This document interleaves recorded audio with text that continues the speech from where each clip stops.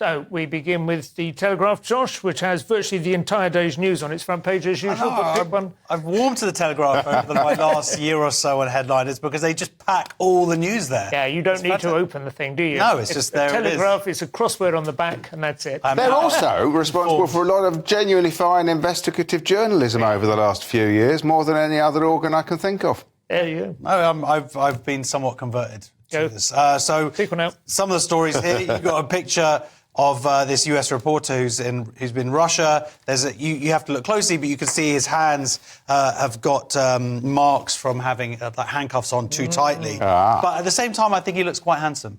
He does look handsome, and actually he looks sort of in command of the situation, doesn't he? He's just like, he's got... he's quite chilled. I'm in a Russian jail, and I think you should date me.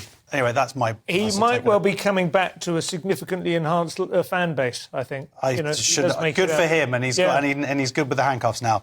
The other story there, we've got China started developing COVID vaccines weeks before the virus emerged, says a report.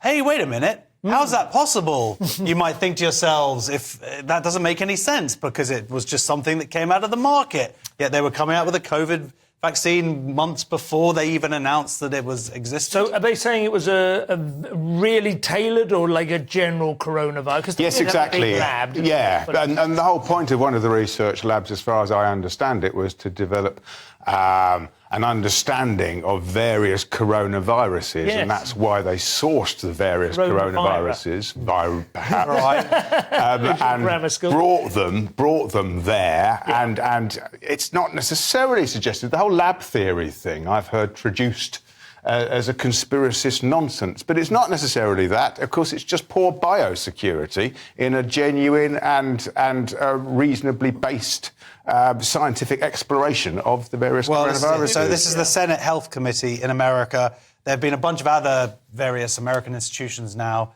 that have come out and said, yes, basically probably was the lab. That's the most likely thing. This is yet another institution coming forward to say the same thing.